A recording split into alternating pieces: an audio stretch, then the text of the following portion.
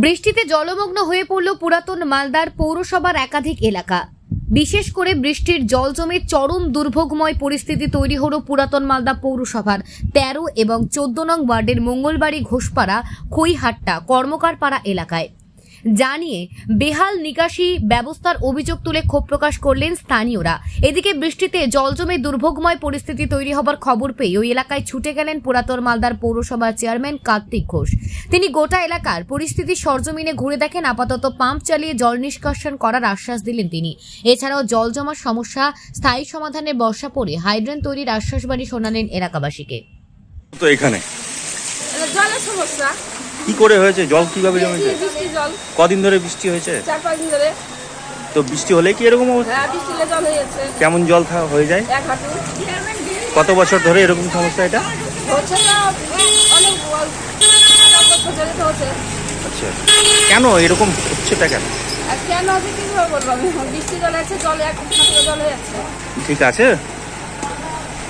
ওই হচ্ছে ব্যবস্থা। নিকাশি ব্যবস্থা ঠিক আছে? হ্যাঁ, আচ্ছা, কেমন আছে তো? এই যে আপনারা জলের ভয়, জল পোকা তাও কত কিছু অসুখ বিসুখ খাওয়ার ভয় করছেন? অসুখ বিসুখ কত কিছু উঠছে, ড্রেন থেকে নোংরা। কি চাইছেন? চাইছি যে রাস্তা জল যেন না জমে। কোন কোন এলাকা এরকম হয়েছে? আমাদের 13 নম্বর ওয়ার্ডে দেখছি, 14 নম্বর ওয়ার্ডে দেখছি। আমরা এলাকা বসে পাচ্ছি না, আমাদের একটু 13 নম্বর ওয়ার্ডে। কি নাম আপনার? আমার নাম সালদি ঘোষ। স্থানীয় বাসিন্দা? সালদি ঘোষ।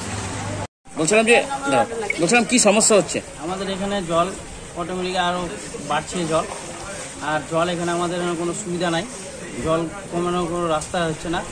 এখানে আমাদের খুব অসুবিধা হচ্ছে, চলাচলের জন্য খুব প্রবলেম হচ্ছে। এই জায়গাটা আমাদের বসবাসের খুব অসুবিধা হচ্ছে। কদিনের বৃষ্টিতে এরকম অবস্থা? এখানে প্রায় 3-4 দিন ধরে চলছে, এরকমই কন্টিনিউ এরকম হয়ে থাকছে। বর্ষা হলে কি এরকম? বর্ষা হলেই এখানে এরকমই থাকছে। কত জল? কতটা জল? তাও আমাদের 1 হাঁটুর মতো এখানে জল থাকে। কিরকম অসুবিধা হচ্ছে? অসুবিধা আমাদের চলাফেরা অনেক অসুবিধা হচ্ছে, কাজকর্ম থেকে অনেক কিছু গরু বাছুর রাখা থেকে সব কিছু আমাদের অসুবিধা হচ্ছে। এখানে আমাদের খুব প্রবলেম হচ্ছে। কোন কোন এলাকায়? আমাদের এখানে 13 নম্বর ওয়ার্ড, 14 নম্বর ওয়ার্ড, এই সাইডে ভিতরে একটুটার ভিতরে সব ভিতরকার জল এসে এখানে জড়ো হচ্ছে। এখানে কোনো রাস্তাতে এখানে অসুবিধার কোনো কাজ হচ্ছে না। কি বলছে পুরসভা বা স্থানীয় কাউন্সিলর? পুরসভায় আমরা চাইছি যে এই জায়গাটা ব্যবস্থা করুক কিছু, যে আমাদের স্থানীয় যারা আছে তারা সবাই মিলে যেন এই জায়গাটা চলাফেরা ভালো মতো করতে পারে। জায়গাটাতে জল যেন না আর এরকমই হয়, রাস্তাটাতে ক্লিয়ার করতে হবে ড্রেন দিয়ে। আপনার নাম? ষষ্ঠী ঘোষ। টানা বৃষ্টিতে জলমগ্ন 2টি ওয়ার্ডের একাধিক এলাকা, কি দেখছেন? অ্যাকচুয়ালি একাধিক এলাকা নয়, আমাদের 13 নম্বর ওয়ার্ড এবং আপনার 14 নম্বর ওয়ার্ডের যে মাঝখানে যে রাস্তাটা আছে আমাদের চৈতন্য মোড়ের, যেটাকে আমরা কর্মকার পাড়া বলি, জায়গাটা লো ল্যান্ড। আমাদের নিকাশির ব্যবস্থা আছে, ল্যান্ডটা লো ল্যান্ড। এবং আপনারা জানেন কয়েকদিন ধরে ওভার বর্ষণ, একটা নিম্নচাপ চলছে এবং সেখানটা ওভার বর্ষণের জন্য এখানটা জলটা জমে গিয়েছে।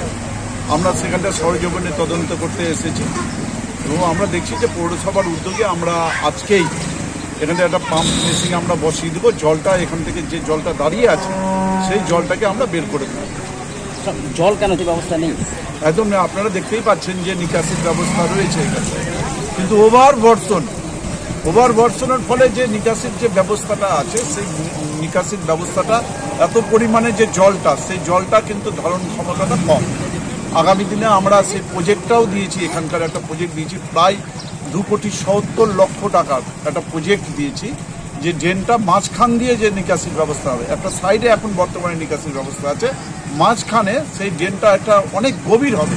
তখন ওভার বর্ষণ হলো তখন জলটা কিন্তু বেরিয়ে যাবে আর জলটা দাঁড়াবে না। কবে থেকে কাজ শুরু? ইমিডিয়েট বর্ষার পরেই কাজটা শুরু হবে। আমাদের সাথে থাকুন এবং দেখতে থাকুন নিউজ প্রাইম টাইমস, আপনাদের সাথে আপনাদের পাশে।